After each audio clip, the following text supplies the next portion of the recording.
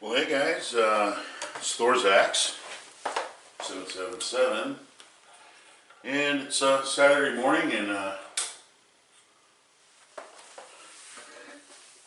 sun's shining out there. It's going to be a good day, dude. It's going to be a good day. There's been some activity on the channels about the M1 Grand Rifle, and one of the things that I will say about the M1. The M1 was developed way back in like 1920s, the late 20s, and didn't get through its development through the 30s. And, the working prototype that they first came out with was the gas trap models, and then later on they came out with the gas piston and chamber assembly that you see now. This is going to be a real quick story. I went into a gun shop, and there was an M1 hanging on the wall, and I kind of looked at it from a distance, and I kind of meandered back and forth through the shop and looked at different things, but I really kind of kindled my interest in that M1. So I went over to the guy and I said, "Hey, can I see the M1?" And he's like, "Yeah, sure." So he goes and pulls slide to the rear, and he, checks it and everything, and he hands it to me. So I'm looking at it, and I'm thinking, wow, thinking in the back of my mind, it's got national match sights on it. This is probably an M1 that probably came from the DCM. Some guy went and fixed up the sights on it. And anyway, excuse me. I turned it over, and on the tag, he wanted, I think it was $1,150 for this gun. And I kind of, thought that was kind of overpriced. I thought, well, I've seen match guns go, that are rebuilds that are like brand new for around that price, or $1,300 to $1,400. So, I kind of handed it back to him, and I said, "Yeah, it's a nice gun, blah blah blah," and he hung it back up on the wall. And I meandered back and forth, and I thought, I had the money in the bank, so I turned around and looked at him. I said, "Hey guy, I'll tell you what. Cash out the door. What I'll do on that M1 is I'll give you $650 right now for it. I mean, right now. I got the greenbacks on me. Done deal." Well, he looked at it, and he brought it. He got it back down, and he looked it over, and he looked at the tag that he wrote on it for $1,150, and then, he kind of looked at me and, gave me this kind of like a little bit of a smile with his eyes, more or less, doing the whole salesman thing. And he hung it back up on the wall. And I thought, okay, well, that was his answer. He thought I was undercutting him too much. So, I kind of walked back and forth, and, I kind of looked at some of the bullets he had and everything like that. I was just, at that point, I was just trying to find a way to get out of there, So, I just said, well, what the heck, I'm just going to go ahead and leave. So, I started walking towards the door, and the guy stopped me, and he says, "You got the greenbacks on you right now?" I said, "Yep." He says, "Okay, I'll do that." So I threw the money down, and he gave me the money, he gave me the rifle, and we did the deal, and filled out the paperwork, and I'm walking out with this rifle, and thinking, hey, I got a good rifle for $650. Well, I got it home, and lo and behold to me, I wanted to take the trigger group out. I wanted to kind of look at it and everything like that, and just pop it out of the stock.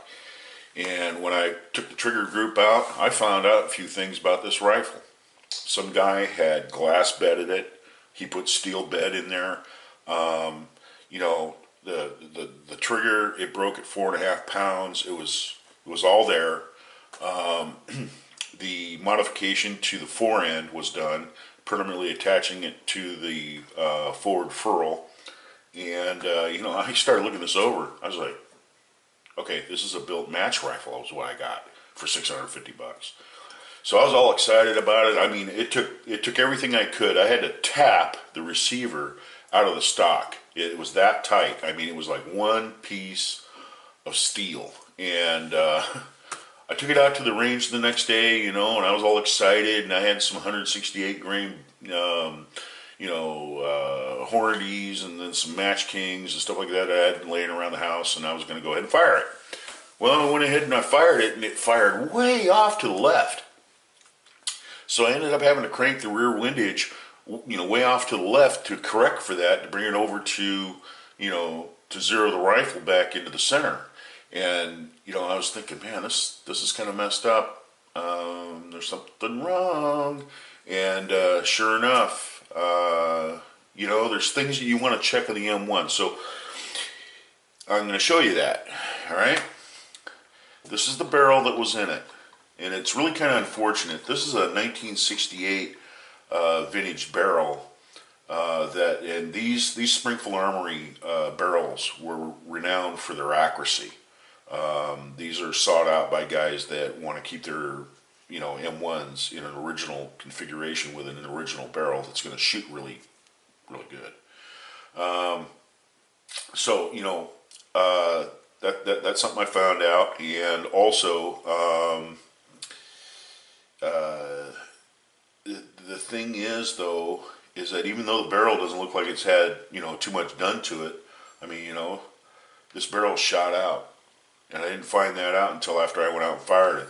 And the reason why is that you can tell, okay, that this is an M2 150 grain M2 ball projectile, okay? And what you want to do when you're looking at an M1 in a gun store is you have one of these, in your pocket, and you take it out and you put it in the muzzle. That muzzle has extreme wear, for one thing. That's no good. You don't want that. That's messed up. Here's the IMI 150 grain full metal jacket bow tail. That's not good. You're not making contact there, and the only thing that's making contact is that little bit right there on the ogive. That's not good. That is not good, guys. That is not good. You got to be careful when you do that. Anyway, so you want to check that when you go ahead and you're looking at an M1. If the muzzle's gone, you got a problem. Now, I'm going to tell you, there was a blessing in disguise, really. This was the first M1 that I ever rebarreled, and I rebarreled it myself. I went ahead and got a chamber reamer, and I got a pull-through rod from Brunel's, and I read some instructions on it, and I went ahead and read a few books, and then I got a barrel vise, and I followed all the advice that you could get about rebarreling an M1, and I rebarreled it myself. I bought a Criterion barrel. The Criterion barrels are made by Krieger. That's their parent company, and they're button rifled, and they're guaranteed to be tighter than service grade barrels. So I figured I couldn't go wrong there. It was less than $150 or something. So I went ahead and bought one of those. And one thing I found out about the rifle, and the reason why it was shooting way off to the left, and the accuracy was poor because of that. But the muzzle wear. But also the rifle, when they rebarreled the rifle, or they put this barrel into the receiver, they had the barrel canted. It's very important to index this properly. Very important.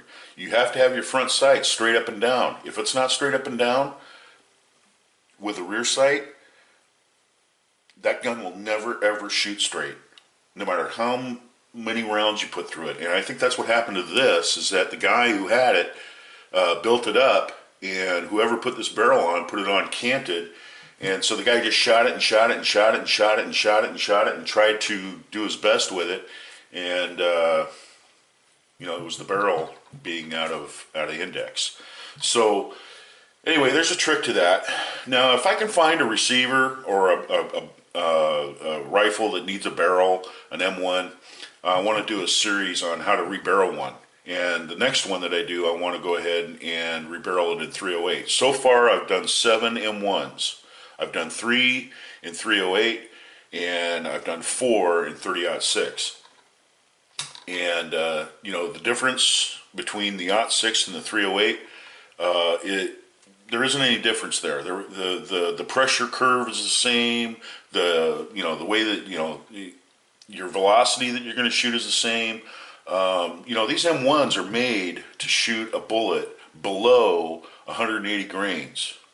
If you buy an M1 from somebody and the guy's saying, yeah, I tried it with 200 grain, you know, Sierra Match Kings and 220 grain Sierra Match Kings, and I used to shoot 48-31 or something like that.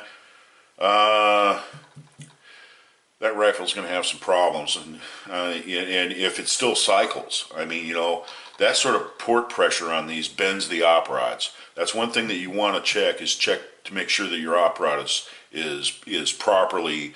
It naturally has a bend in it, but you want to make sure that it's not warped and bent, where you know it's binding or anything like that while it's moving back and forth in the stock. So that's something that you want to check on an M1. You know, shooting heavy bullets is not a good idea in the M1. Now, the M1A, a little more forgiving because the gas system's a little different.